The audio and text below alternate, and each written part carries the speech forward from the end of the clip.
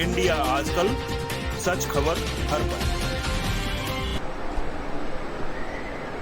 परमात्मा समर्पित कर्म, इसलिए संकल्प धर्मों की पहली साधना है, समर्पण अंतिम साधना है।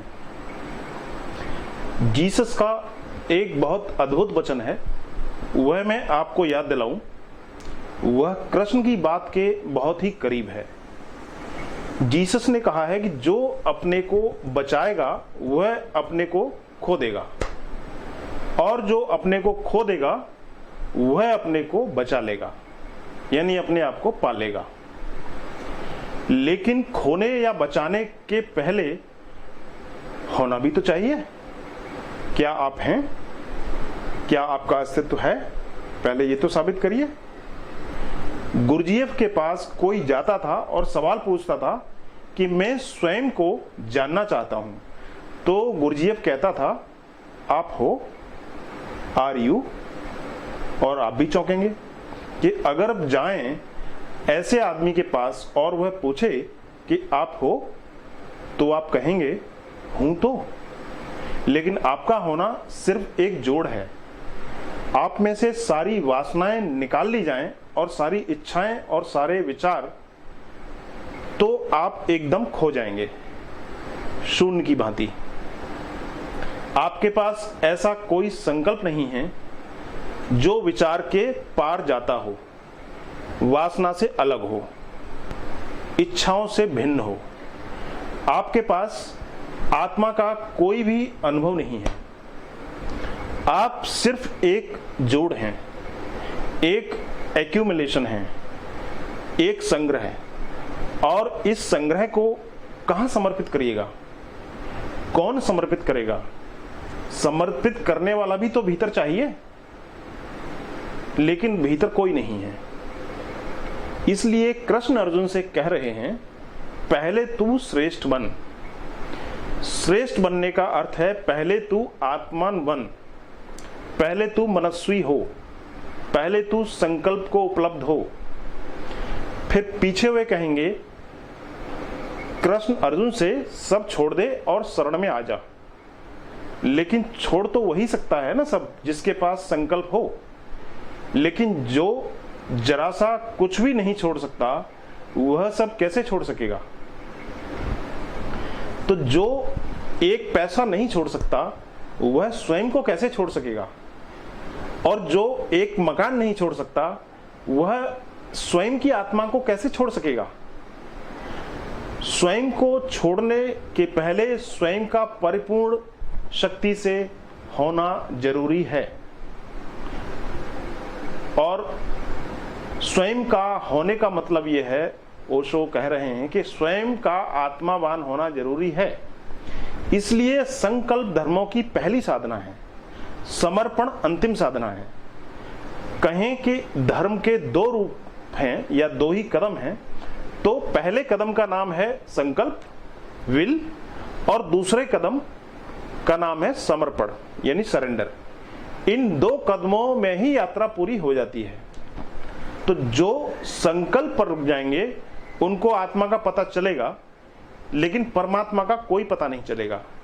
और जो वासना से ऊपर ही रुक जाएंगे उनको वासना का तो पता चलेगा, लेकिन आत्मा का कोई पता नहीं चलेगा। लेकिन जो आत्मा को भी समर्पित कर देंगे उन्हें परमात्मा का पता चलता है, और वह अंतिम घटना है, वह अल्टीमेट है, वह चरम है, और वह परम अनुभूति है। और उसके लिए कृष्ण अर्जुन को अ ब स से शुरू कर रहे हैं। वे उससे कह रहे हैं, पहले तू संकल्पवान बन।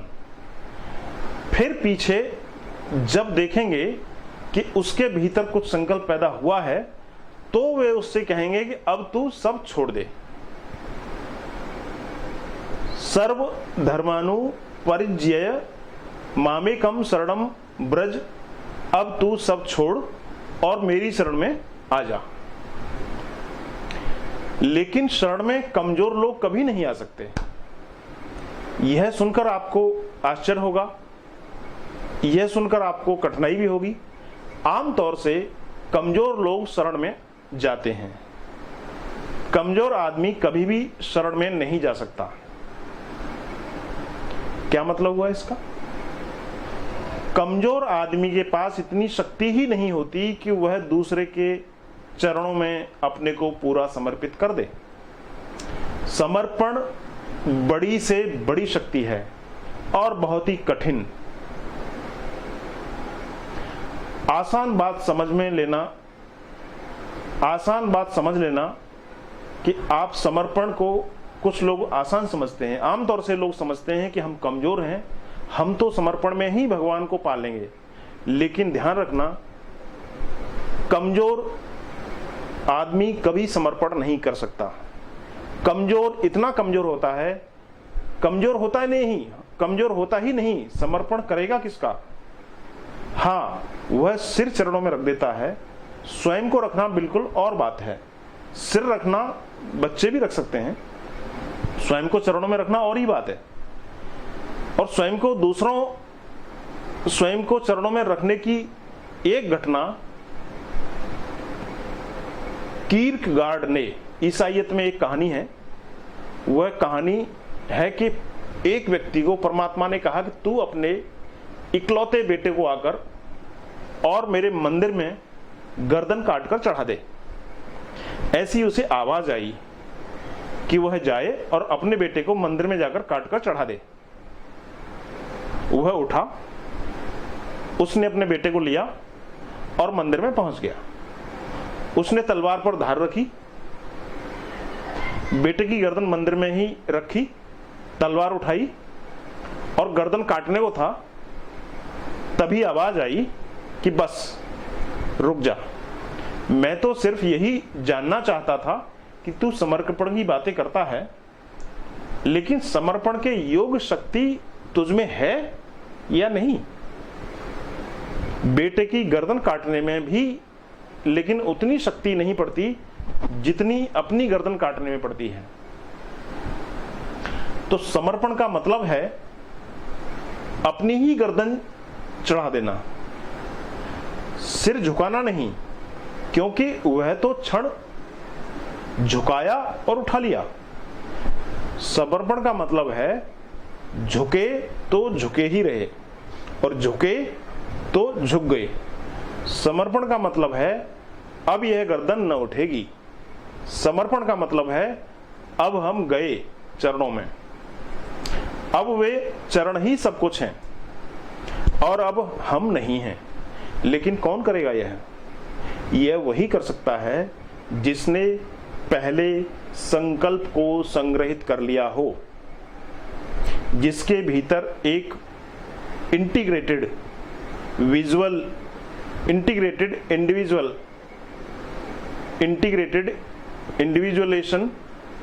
इंडिविजुएशन घटित हो गया हो, जिसके भीतर आत्मा क्रिस्टलाइज्ड हो गई हो, जिसके भीतर आत्मा निर्मित हो गई हो, वह आदमी आत्मा से आखिरी काम भी करा सकता है कि समर्पण कर दे।